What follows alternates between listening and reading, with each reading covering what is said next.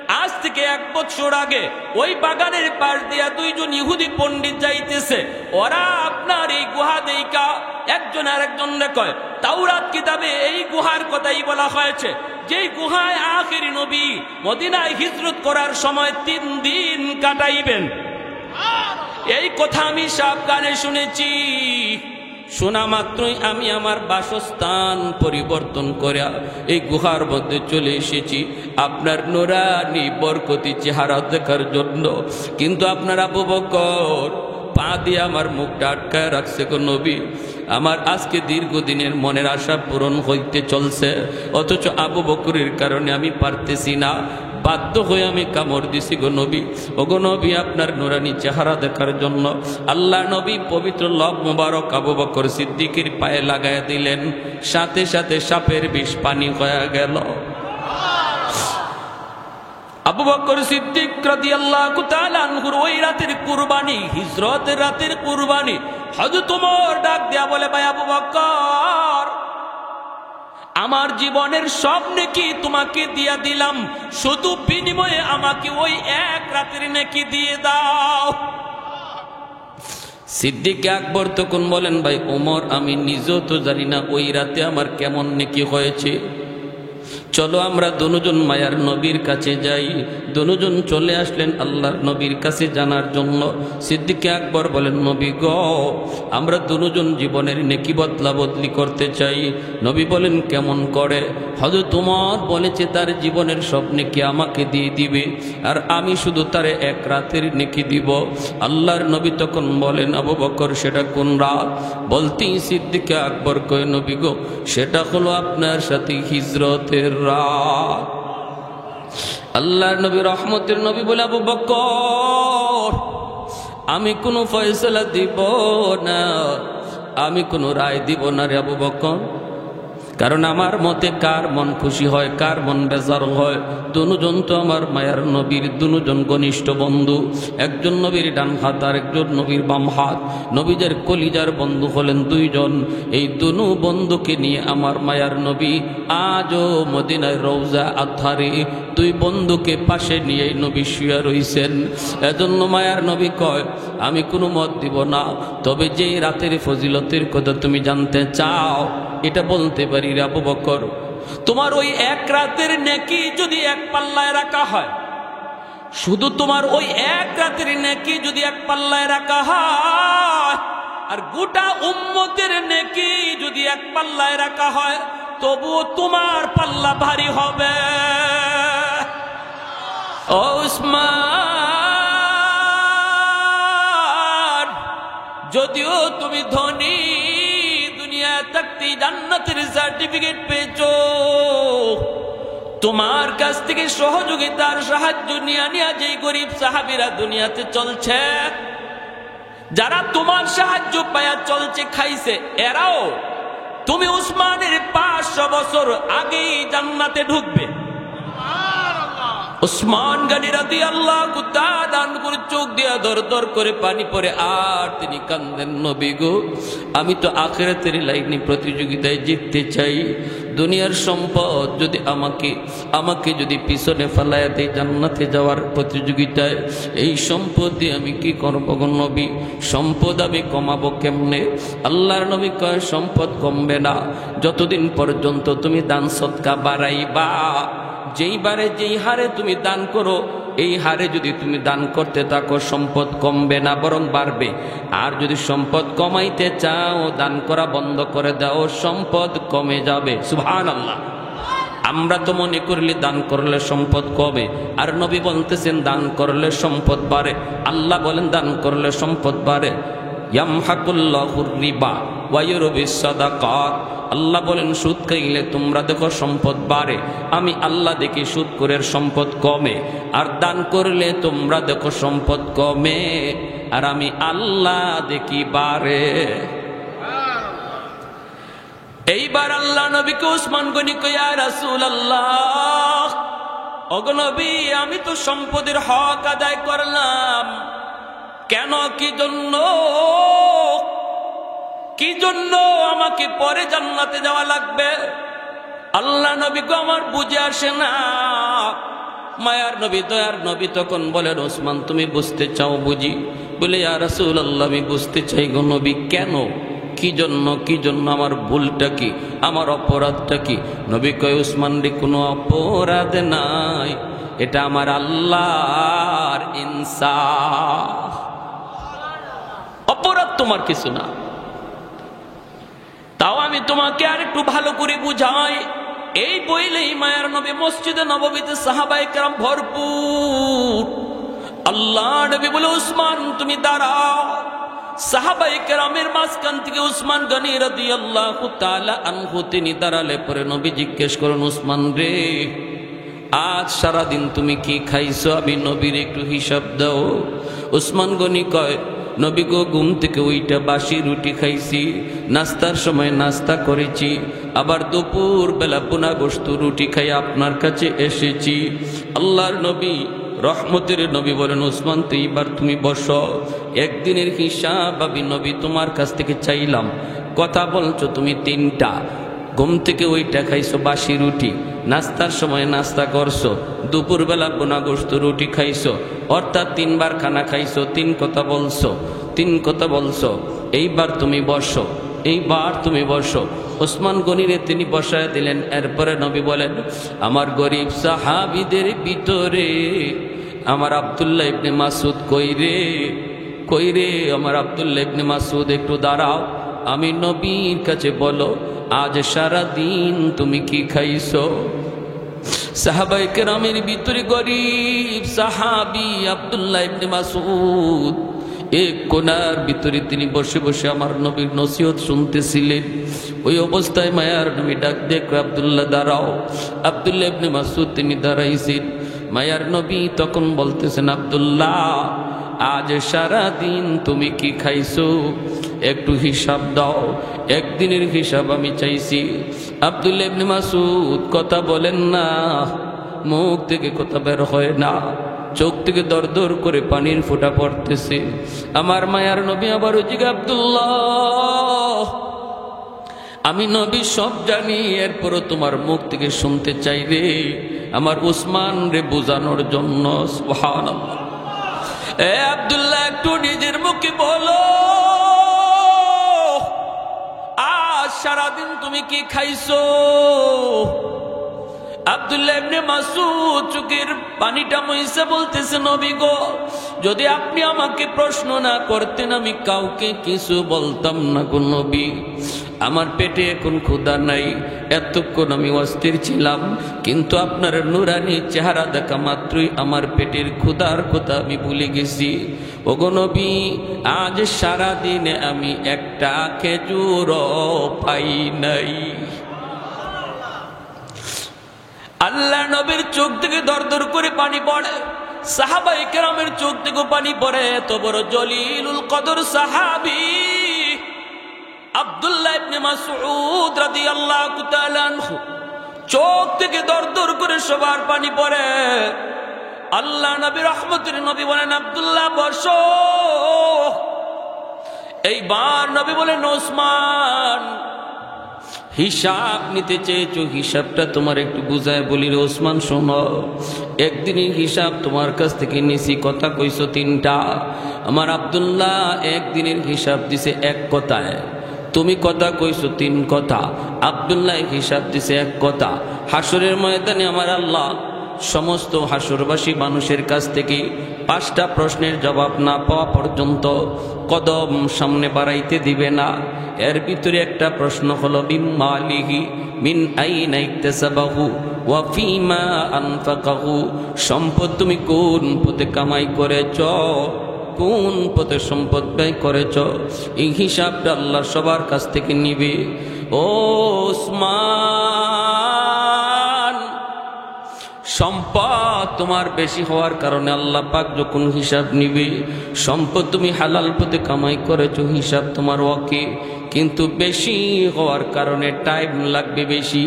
একদিনের হিসাব দিতে তুমি 3 কথা কইছো, সময়ও লাগছে তোমার বেশি। আব্দুল্লাহ এক কথায় জবাব দিয়া দিছে, সময় লাগছে তার কম।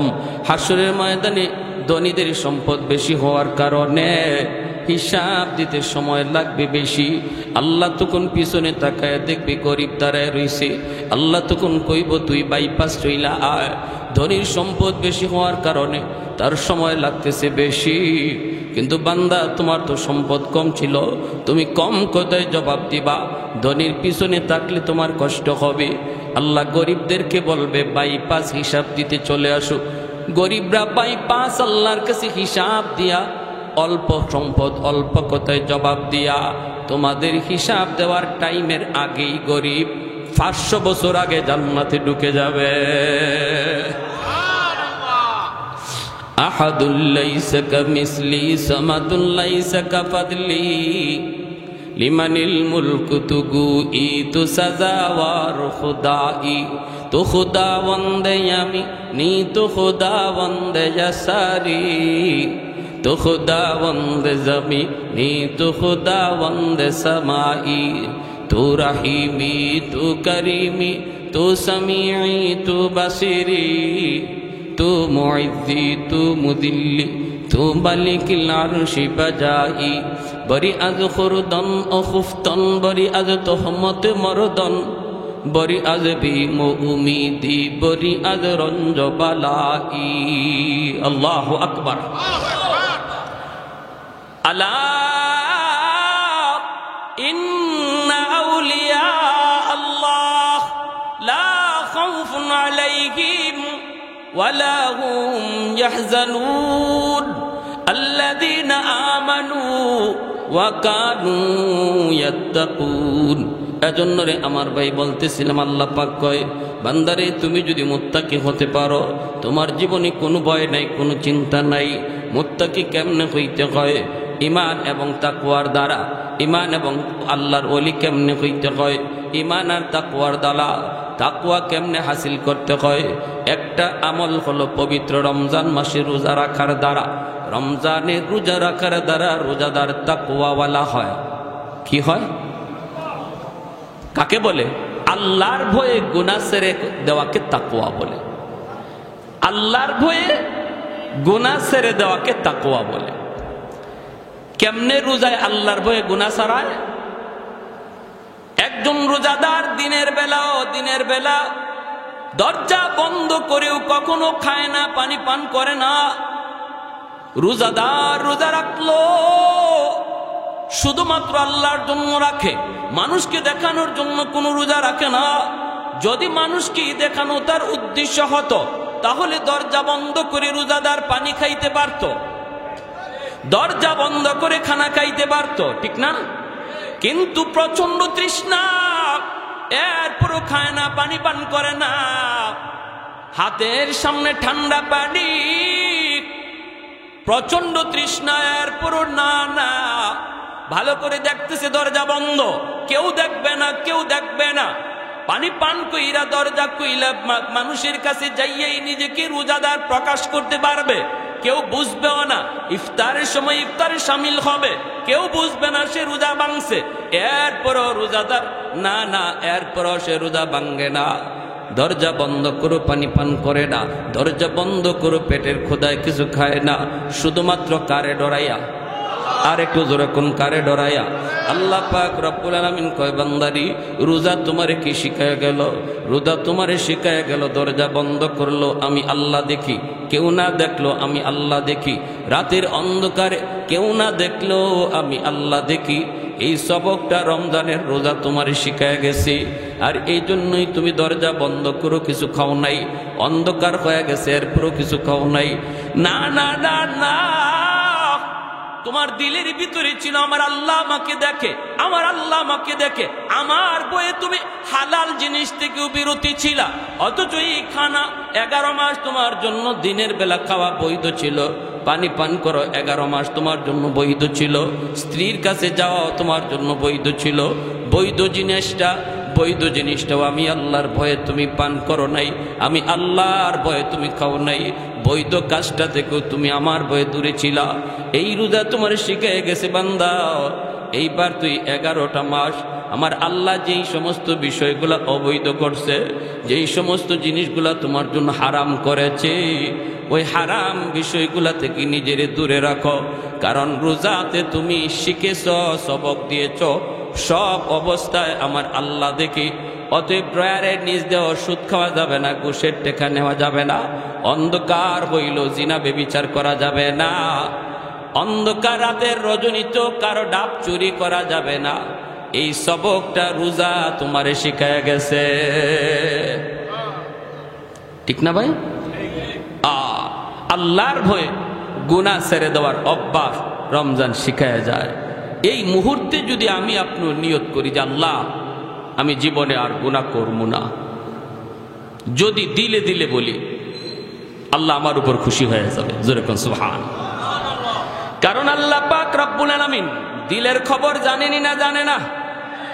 আমার তওবার জন্য এমপির কাছে যাইতে হবে না, চেয়ারম্যানের হাত ধরা লাগবে না, ইমাম সাহেবের হাত ধরা লাগবে না, আমাকেও শোনায় আপনার গুনার কথা বলতে হবে না। যুবক, একবার যদি তুমি বলো মালিক ওই তো ওই দিন মাত্র বন্ধুর সাথে একসাথে ঘুরলাম, একসাথে খানা খাইলাম, বন্ধুর সাথে একসাথে স্কুলে গেলাম, কলেজে গেলাম, আজকে বন্ধুর খবর পাইলাম বন্ধু মারা গেছে, খবর পাইলাম লেখাপড়ার সাথীটা কবরে শুয়ে রইছি, জানি না মালিক কোন দিন আমার কাছে মালাকুল মউত আসে। আল্লাহ এই মুহূর্তে আমি কাটি দিলে তওবা করলাম, আর জীবনে তোমাকে নারাজ করবো না, আর কোনোদিন রোজা ভাঙবো না, আর কোনোদিন রোজা আমি নামাজ ছাড়বো না। এই কথাটা যদি আমি আপনি দিলে দিলে বলতে পারি আল্লাহর গোলাম, কাউকে শোনাইতে হবে না। আল্লাহ পাক মুহূর্তের ভিতরে আমার নাম বসার আগে ছিল গুনাহগারের খাতায়, এই দিলে দিলে তওবা করার সাথে সাথে আল্লাহ নাম উঠায় দেবে আল্লাহর ওলির খাতা। আত্তাইবু মিনাদ যামবি কামান লা যামবা লা, তওবাকারীর তওবা এমন ভাবে আল্লাহ কবুল করে নেয় যেন তার আমল নামায় কোনো গুনাই নাই। রে যুবক, শুধু গুনাহ নাই বিষয়টা এমন নয়, বরং গুনার জায়গাটা আল্লাহ নেকি দিয়ে ভরপুর করে দেয়। ইল্লা মান তাবা ওয়া আমানা ওয়া আমিলা আমালান সালিহা ফাউলাইকা ইউবাদদিলুল্লাহু সাইয়্যাতিহিম হাসানাত। আল্লাহ পাক বলে তওবার খাতিরে আল্লাহ পাক তওবাকারীর পিছনের গুনাহ যদি পাহাড় পরিমাণ হয়, আল্লাহ পাহাড় পরিমাণ নেকি বানায় দেয়। তওবার খাতিরে তওবাকারীর পিছনে যদি গুনাহ তার সাগর পরিমাণ হয়, আল্লাহ নিজে বলেন সাগর পরিমাণ নেকি বানায় দেয়। তওবার কারণে গুনাহ পাহাড় পরিমাণ হলে পাহাড় পরিমাণ নেকি হয়ে যায়।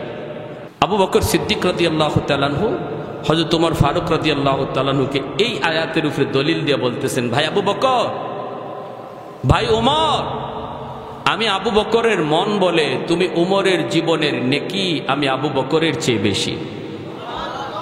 আরো আস্তে কোন সুবহানাল্লাহ। কথাটা বুঝছেন নি? আবু বকর সিদ্দিক বলতেছেন, ভাই ওমর, আমার মন বলে আমি আবু বকরের জীবনের চেয়ে তুমি ওমরের জীবনের নেকি বেশি।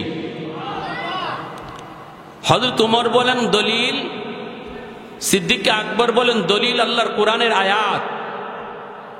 কোন আয়াত? ইল্লা মান তাবা ওয়া আমানা ওয়া আমিলা আমালান সালিহা ফাউলাইকা ইউবাদদিলুল্লাহু সাইয়্যাতিহিম হাসানাত। আল্লাহ তওবার খাতিরে পিছনের জীবনের গুনাহ যার যত বেশি, তওবার খাতিরে এই গুনাহটাও বেশি নেকি হয়ে যায়। তাহলে তুমি ওমরের পিছনের জীবনের গুনাহ তো আমি আবু বকরের চেয়ে বেশি ছিল, তোমার দ্বারা অন্যায় হয়েছে বেশি মুসলমান হওয়ার আগে, কিন্তু ইসলাম গ্রহণ করার পর আর তওবার খাতিরে আল্লাহ তোমার জীবনের সব এত বেশি গুনাহরে তো আল্লাহ এত বেশি নেকি বানায় দিছে। সুবহানাল্লাহ। বুঝছেন কথাটা? ওমর ফারুক রাদিয়াল্লাহু তাআলা আনহু বলে, ভাই আবু বকর, আমি সুজা মানুষ, এত কিছু বুঝি না, যদি বিষয়টা এমনই হয় তাহলে আসো আমরা জীবনের নেকি বদলা বদলি করে ফেলি। সিদ্দিক আকবর বলে কেমন? হযরত ওমর বলেন আমি আমার জীবনের সব নেকি তোমাকে দিয়া দিব, আর তুমি শুধু তোমার জীবনের সব নেকি লাগবে না, শুধু এক রাতের নেকি আমাকে দিয়ে দাও।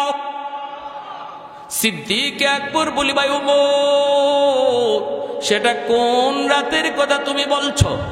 হযরত ওমর ফারুক রাদিয়াল্লাহু তাআলা আনহু বলে, ভাই আবু বকর, ওই রাতটা হলো আমার মায়ার নবীর সাথে হিজরতের রাত। ওই রাত, যেই রাতের জন্য তুমি 40টা রাত ঘুমাও নাই, দরজার পাশে মাথা রেখা কান খাড়া কইরা রাখছিলা। কখন জানি আমার মায়ার নবী তোমাকে এসে ডাক দেয়, এই ডাক্তার অপেক্ষায় তুমি 40টা রাত তুমি ঘুমাও নাই রে আবু বকর, দরজার পাশে কান খাড়া করে রাখছো। এই অবশেষে সেই রাত আসলো, আমার নবী তোমাকে ডাক দিলেন, সাথে সাথে তুমি দরজা খুলে দিলা। নবী জিজ্ঞেস করলেন, আবু বকর তুমি কি ঘুমাও নাই? এত তাড়াতাড়ি দরজা খুললা কেমন করে? সিদ্দিক আকবর চোখের পানি মুছে আর কই, নবী গো, আজ থেকে 40 দিন আগে আপনি বলেছিলেন আবু বকর কোনো এক রাতে তোমাকে নিয়ে হিজরত করব। এতটুকু কথা বলার পর থেকে আমি আবু বকর আজকে 40টা রাত হয়ে যায় আমি ঘুমাই না। কখন জানি আমার মায়ার নবী দয়ার নবী এসে আমাকে ডাক দেয়, আমার দরজা খুলতে আমার জানি কখন দেরি হয়ে যায়। এরপরে তুমি আমার নবীকে নিয়ে রওনা দিয়েছ। যাইতে যাইতে তোমরা গারে সুরের মধ্যে অবস্থান করবা।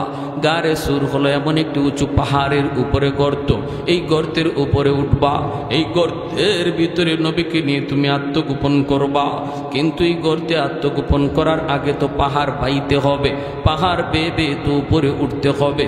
এত উঁচু পাহাড় আজও যারা মক্কা মদিনায় গেছেন রে ভাই, মক্কা শরীফ থেকে আপনাকে যখন জাবালে রহমত, জাবালে সুর, গারে সুর, গারে হেরা যখন জিয়ারা করতে নেই, তখন অনেকেই হয়তো দেখেছেন গারে সুর। এত উঁচু পাহাড়, এত উঁচু পাহাড়ের উপরে সেই গুহা, এই গুহার মধ্যে এখনো কোনো মানুষ সাহসে উঠতে পারে না। যাদের অতিরিক্ত সাহস তারা বায়া বায়া কোনো রকম উঠে যায়, অনেকেই সাহস করে না। গারে হেরাতে কোনো রকম সাহস করে উঠা যায়, কিন্তু গারে সুরে উঠা যায় না। আমি তো 3বার আল্লাহ পাক নেওয়াইছি, একবারও গারে সুরে উঠতে পারি নাই, সাহসী করতে পারি নাই। যদিও সৌদি সরকার এখন রাস্তা করে দিয়েছে, গোড়ায় গোড়ায় রাস্তা করে দিয়েছে, জায়গায় জায়গায় তোমার জন্য পানির ব্যবস্থা আছে, জুসের ব্যবস্থা আছে, এরপরও সাহস হয় না। হযরত ওমর ফারুক রাদিয়াল্লাহু তাআলা আনহু বলতেছেন, ওই সময় তো এমন রাস্তাও ছিল না, শুধু একটা পাথরের উপরে আরেকটা পাথর লাগানো, পাথর বেয়ে বেয়ে সেই পাহাড়ের উপরে ওইটা গাড়ের মধ্যে অবস্থান করতে হয়েছে। আবু বকর সিদ্দিককে হযরত ওমর ডাক দেয়া বলে, ভাই আবু বকর, ওই পাহাড়ের কিনারায় যায় তুমি আমার মায়ার নবীকে বলেছিলে, নবী গো পাহাড়টা অনেক উঁচু গো নবী, আপনি পাহাড় বেয়ে বেয়ে উঠতে আপনার বড় কষ্ট হবে, আপনি কষ্ট করবেন না গো নবী, আপনি আমার পিঠে উঠুন। আমার মায়ার নবীর নিজের পিঠের মধ্যে উঠাইয়া আর পাথর বায়া বায়া নবীকে কান্দে লইয়া তুমি পাহাড়ের উপরে উঠছিলা। ওই গুহার কিনারে যাইও তুমি নবীকে বলেছো, নবী গো আপনি আগে ঢুকবেন না, আগে আমি ঢুকবো, দেখবো গুহার ভিতরটা নিরাপদ কিনা। যদি হিংস্র কোনো জীব জানোয়ার থাকে, ক্ষতি হয় আমি আবু বকরের হয়ে যাক, প্রাণ যায় আমি আবু বকরের যাক, অসুবিধা নাই।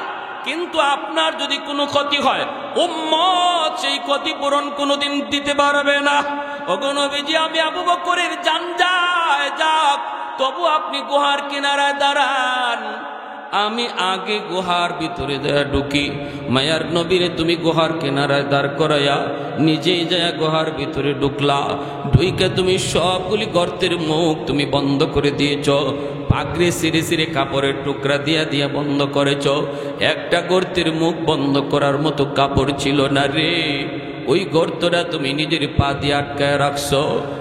সাপ যদি থাকে যেন আমার পায়ে কামড় দেয়, তবু আমার মায়ার নবীর যেন ক্ষতি না হয়, নিজের পা দিয়া গর্ত আটকায় রাখছো। এরপরে আমার মায়ার নবীর ভিতরে ঢুকাইছো। ওই দিন তুমি আবু বকরের ঘুমের প্রয়োজন ছিল বেশি রে ভাই আবু বকর, কারণ 40 রাত তুমি ঘুমাও নাই। তবু নিজে না ঘুমাইয়া আমার মায়ার নবীরে তুমি উড়াতে ঘুম পাড়াইছো। নিজের উরুটার মধ্যে আমার মায়ার নবীরে ঘুম পাড়াইছো। যেই গর্তটা পা দিয়ে আটকায় রাখছো, এই গর্তেই ছিল বিষাক্ত সাপ। যেই সাপটা আজকে 1 বছর যাবত এই গুহায় অবস্থান করে আমার মায়ার নবীর চেহারা দেখার জন্য। তোমার পায়ের কারণে সাপ বের হতে পারে না, বাধ্য হয়ে সাপে তোমার কামড় দিল। সেই বিষাক্ত সাপের বিষের যন্ত্রণায় তোমার চেহারা পর্যন্ত কালো হয়ে গেল, চোখ দিয়ে টপ টপ করে পানি পড়তে লাগলো, সারা শরীরের ভিতরে বিষের যন্ত্রণা। কিন্তু এরপরও তুমি বডি নাড়াচড়া করো না, হজম করে রাখতেছো, দাঁতে কামড় দেওয়া রাখতেছো, এরপরে তুমি নড়াচড়া করো না, কারণ আমার মায়ার নবীর ঘুম ভেঙ্গে যাবে। আমি যদি বডি নাড়াচড়া করি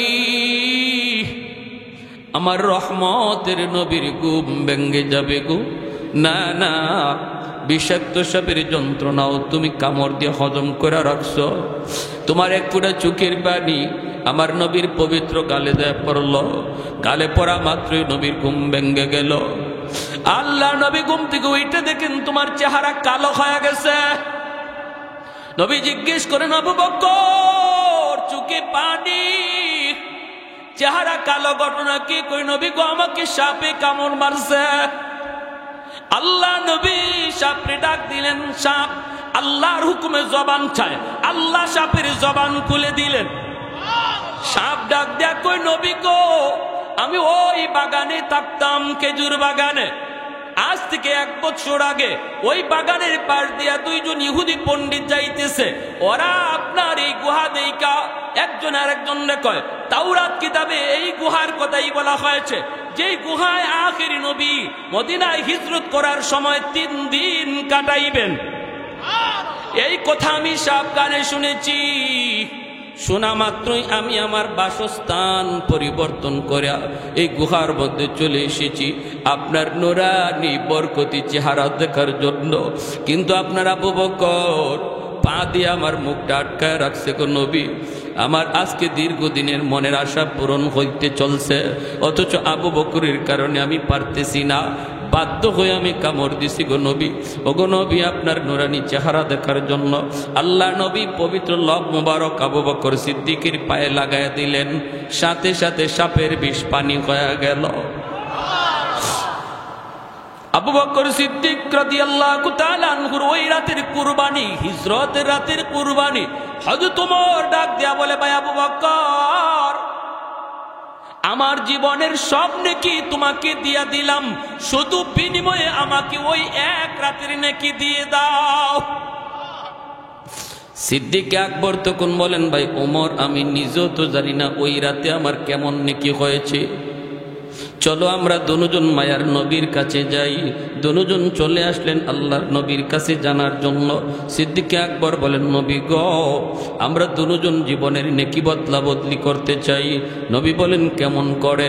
হযরত ওমর বলেছে তার জীবনের সব নেকি আমাকে দিয়ে দিবে, আর আমি শুধু তার 1 রাতের নেকি দিব। আল্লাহর নবী তখন বলেন, আবু বকর সেটা কোন রাত?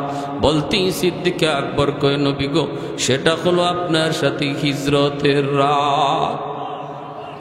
আল্লাহর নবী রহমতের নবী বলে, আবু বকর আমি কোনো ফয়সালা দিব না, আমি কোনো রায় দিব না রে আবু বকর, কারণ আমার মতে কার মন খুশি হয় কার মন বেজার হয়।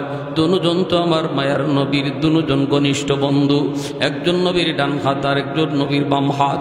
নবীদের কলিজার বন্ধু হলেন 2 জন। এই দুনু বন্ধুকে নিয়ে আমার মায়ার নবী আজও মদিনায় রওজা আথারে 2 বন্ধুকে পাশে নিয়ে নবী শুয়ে রইছেন।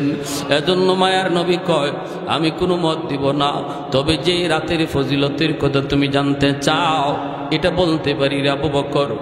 তোমার ওই 1 রাতের নেকি যদি 1 পাল্লায় রাখা হয়, শুধু তোমার ওই 1 রাতের নেকি যদি 1 পাল্লায় রাখা হয়, আর গোটা উম্মতের নেকি যদি 1 পাল্লায় রাখা হয়, তবুও তোমার পাল্লা ভারী হবে। सिद्दीक तेरा नाम से इस्लाम रहेगा,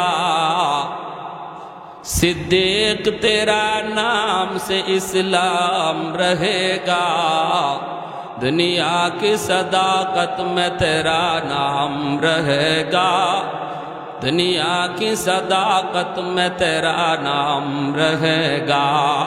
मुआविया तेरा नाम से इस्लाम रहेगा, दुनिया की सियासत में तेरा नाम रहेगा, दुनिया की सियासत में तेरा नाम रहेगा। একটু জোরে সুরে বলি আল্লাহু আকবার, আরো জোরে আল্লাহু আকবার।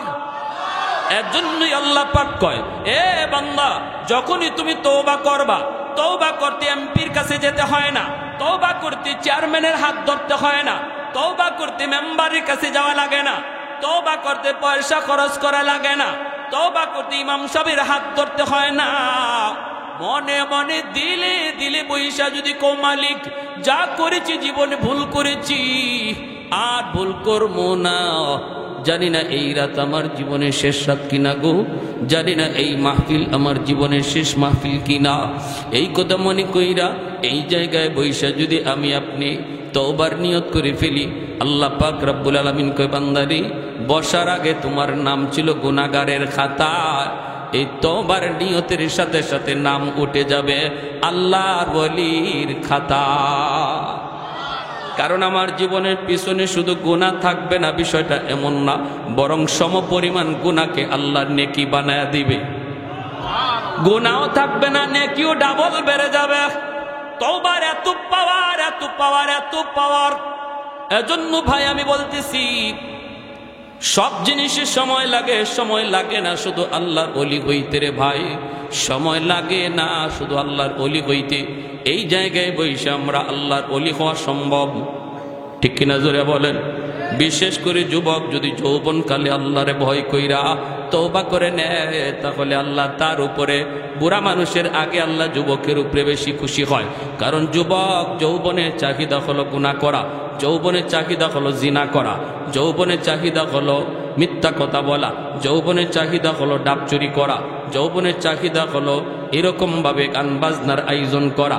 কিন্তু যেই যুবক যৌবনে পাগলামি করে না, যৌবনে তার মসজিদে পাওয়া যায়, যৌবনে তার মুখে দাড়ি দেখা যায়, যৌবনে তার মাথায় টুপি পাওয়া যায়, যৌবনে যেই যুবককে বাপমার সেবা করতে দেখা যায়, যৌবনে যেই যুবককে মুরব্বীদের শ্রদ্ধা করতে দেখা যায়, এই যুবক যৌবনেই আল্লাহর ওলির খাতায় নাম লিখায়। এই জমিনে যত আল্লাহর ওলি হয়ে গেছেন, সবাই ওলি হয়েছেন যৌবনকালে। আল্লাহু আকবার। সবাই ওলি হয়েছেন যৌবনকালে। যৌবনকালে, যৌবনকালটা হলো আল্লাহর ওলি হওয়ার বয়স। যৌবনকাল হলো আল্লাহর ওলি হওয়ার বয়স। এজন্য রে যুবক, তোমার যৌবনের সেজদার উপরে আল্লাহ এত খুশি। আল্লাহ পাক রব্বুল আলামিন কয়, প্রতিদিন জমিন আল্লাহর কাছে আবদার করে, মালিক অনুমতি দাও, এই গুনাহগার জমিনটা আমি ধ্বংস করে ফেলি। ও মালিক, সুদখোরের 5 তলা বিল্ডিং এর লোড আমি জমিন আর নিতে পারি না। ওই যে গুনাহগারের পায়ের আওয়াজ, জিনাকুরের পায়ের আওয়াজ, মদকুর গাঞ্জাকুরের পায়ের লোড আমি জমিন আর নিতে চাই না। আসবিরু ইলা মাতা আসবিরু, আর কত আমি ধৈর্য ধরব, আর কত ধৈর্য ধরব। আল্লাহ পাক কইরে, জমিন চুপ কর। এই জমিনের ভিতরে আমি আল্লাহ দেখি কেমন অন্যায় হয়, কেমন অত্যাচার হয়, কেমন জুলুম হয়, কেমন গুনাহ হয়, এরপর আমি কেন ধরি না জানুনি? এর জমিন, এই জমিনের ভিতরে আমি আল্লাহ আমার কিছু বান্দা বান্দি বানাইছি, এদেরকে আমি আল্লাহ বড় আদর করে বানাইছি। আসমান আল্লাহ বানাইছেন কুন ফায়াকুন বইলা, জমিন আল্লাহ বানাইছেন কুন ফায়াকুন বইলা, ফেরেশতাও আল্লাহ বানাইছেন কুন ফায়াকুন বইলা। কিন্তু আমারে আপনারে আল্লাহ পাক কুন ফায়াকুন বইলা বানায় নাই। আমারে আপনারে যখন আল্লাহ বানাইছে, খালাকতু বিয়াদাইয়া, আল্লাহ বলে আমি আমার নিজের হাত দিয়া বান্দা বান্দিরে বানাইছি। কারণ এই চেহারার মধ্যে এত দামি কপাল, ওই কপাল দিয়া বান্দা আমার কুদ্দুতি কদমে সেজদা দিবে। এই কপালটার এত দাম, এত দাম। এই কপাল ফেরেশতাদের হাতে বানাইলে হয় না, এই কপাল কুন ফায়াকুন বললে হয় না, আমি আল্লাহ নিজের হাতে বানাইছি। আল্লাহ বলে এখনো জমিনের মধ্যে এমন কিছু যুবক, এমন কিছু যুবক রয়েছে রে জমিন, যেই যুবক যৌবনে আমি আল্লাহকে ডরায়, যেই যুবক যৌবনে পাগলামি করে না, যৌবনে গুনার কাজে যায় না, রমজান মাসে তার রোজা রাখতে দেখা যায়, যৌবনেই তার মুখে দাড়ি পাওয়া যায়, যৌবনেই তার মাথায় টুপি দেখা যায়। বন্ধুরা ডাকে গুনার দিকে, কিন্তু সে বলে আমি আল্লাহকে ডরাই, আমি আমার আল্লাহকে ভয় পাই। না না, রাতের অন্ধকার কেউ না দেখলো আমার আল্লাহ দেখি। ওই যুবকের কলিজার দিকে যখন আমি আল্লাহ তাকাই, তখন এই জমিনের প্রতি আমার মায়া লেগে যায়। ইন্না রাহমাতি সাবাকাত আলা গযবি, এজন্য আল্লাহ বলছি আমার রহমত গজবের আগে চলে যায়। এক হাদিস শরীফ আল্লাহ নবী বলেন, বন্ধু হতে চাও আল্লাহ, as-সাখী হাবিবুল্লাহ, যারা বেশি বেশি দান সদকা করবে, আল্লাহ নবী বলেন দানের খাতিরে আল্লাহ তার বন্ধু বানায় নেবে। এই বললাম রমজান আসতেছে আমাদেরকে আল্লাহর বন্ধু বানানোর জন্য। হাদিস শরীফে নবী বলেন যে বেশি বেশি দান করে মসজিদ মাদ্রাসায়, আল্লাহ দানের খাতিরে তারে আল্লাহর বন্ধু বানায় নেয়। তাহলে দানের আমলটাও দরকার আসেনি না নাই? মসজিদ আল্লাহর ঘর, আপনাদের এই মসজিদ দুতলার কাজ হবে, অনেক কাজ বাকি। আল্লাহর ঘর, যে এলাকার মসজিদ যত সুন্দর এই এলাকার মানুষ তত সুন্দর, যে এলাকার মসজিদ যত সুন্দর আল্লাহ ওই এলাকার মানুষের ঘর বাড়িকে তত সুন্দর বানায় দেয়। আমার ঘর খুব সুন্দর, কিন্তু আল্লাহর ঘরের কাজ বাকি। আমি খেয়াল করলে না করলে আল্লাহ নারাজ হয়। আমি যদি আল্লাহর ঘরের দিকে তাকাই, আল্লাহ আমার ঘরের দিকে তাকায়। যেরকম সুবহানাল্লাহ। এজন্য একজন ভাই বলেন, হুজুর আমি ইনশাল্লাহ 10 ব্যাগ সিমেন্ট দিব, 50 ব্যাগ বস্তা সিমেন্ট দিব, অথবা হুজুর আমি 1 টন 1/2 টন রড দিব। যার যার খুশি অনুযায়ী, যিনি সবার আগে বলবেন তৌফিক অনুযায়ী। আমি জানি না আপনাদের কার কেমন তৌফিক আছে, তবে শুধু আমি কিছু দিল চাই, আমি কিছু মন চাই, এমন কিছু মনওয়ালা কিছু মানুষ যে তার